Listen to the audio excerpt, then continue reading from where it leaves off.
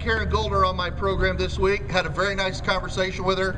The last time I saw her picture, she was standing in a crowd holding up a sign because she was there for the nomination to the White House of President Barack Obama, and she proudly stands in that same pool now. That's not exactly where I stand. How about you? Amen. All politics is local, so let's get it local. Russ Jehl was Fort Wayne born, Fort Wayne raised, and so it's the city where he has chosen to begin his career, to marry his lovely wife Monica, to have his children here, and that's where they're raising their family.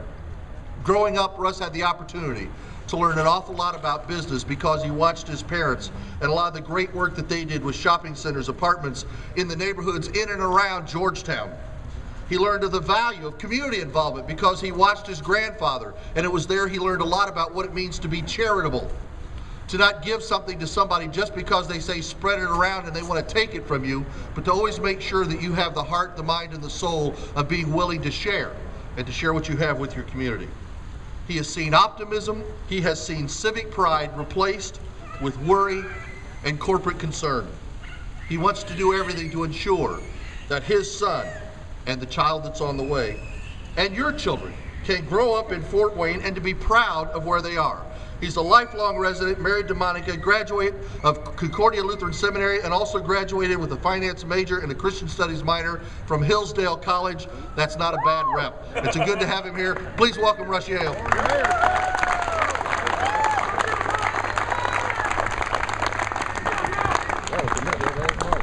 Well, I have the opposite problem of Bob Morris when it comes to these. Can't hear you. Good afternoon. Thanks for being here. I think that scream you hear is actually my son. Is my wife? Are they anywhere nearby? Are they? Okay. Well, I had a thought earlier today. It's Speak up. We can't hear you. okay. I'm sorry. Can you hear me better now? Yes. Okay. Earlier today we had our precinct committeeman meeting, and I was encouraged time and time again by people that are saying that they've got my back, that they're voting for me. And as I've walked neighborhoods, I've constantly been encouraged, and I want to just thank all of you for the encouragement you've been to me. But I wanted to just take a moment before I speak and just thank my wife. The reason I'm able to do this is because of her support, and she's holding down the fort with my son even as we speak. And I would just appreciate if you'd give her a round of applause.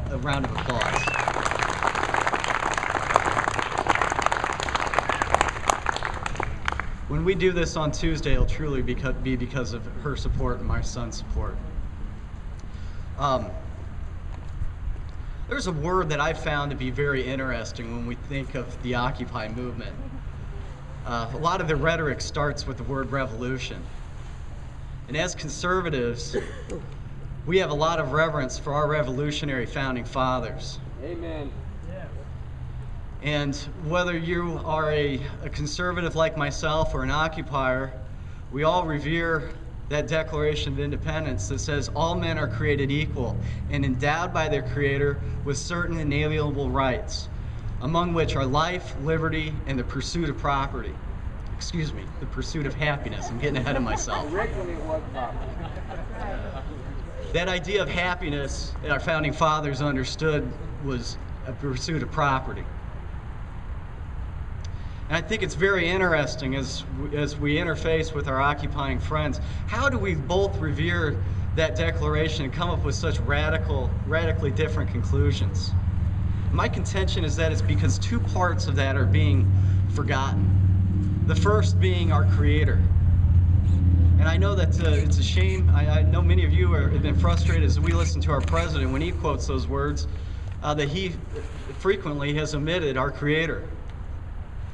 But something I want to focus on a little bit here is the word pursue.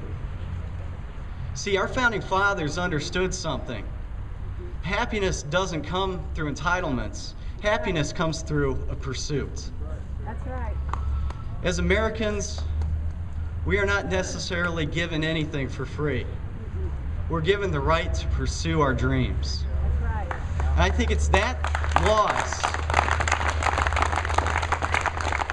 I think that's why we have our kids going out there occupying, not understanding what it truly means to be an American. Right. I think that's why we have these thoughts that we need to go out, we need to create socialism, we need to create legalized plunder, that we need to go out and take from one person who's worked hard for their money and give it back to oneself, who didn't earn it. And I'm very sympathetic to these kids that graduate from college and can't find a job. I'm older than Zach, and those kids out there that are occupying, but not that much older. I'm a product of the 2001 recession. I graduated from college, and I came back here to start my living, to start my career, to call this community my home, and I couldn't find a job. And I understand that misery that's fueling this fire that we have. And I want to change that. And I know all of you do as well. See, I understand that feeling, literally, of sleeping on my parents' couch at one time, not being able to find a job. I remember that lack of self-worth I had, and just that fear of what is my future going to be like. Friends, that's why I'm so passionate to run for city council. Because I see an opportunity to get our community back to work, and I see our local government not as a help, but as an obstruction to those pursuing their American dream in this community. And I think we can change that. All right.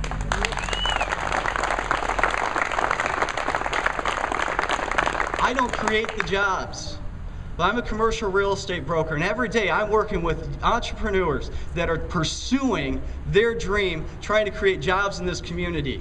And all the time, or way too frequently, I find that they are obstructed by our local government, that they are given red tape, that they are not given the help and assistance that they need. And we need to change that. We need to allow our entrepreneurs to pursue their American dream, to make employment, to make opportunities for other people so that their workers can pursue their dream as well, so that we can change the direction that this community and this nation is heading. Yes.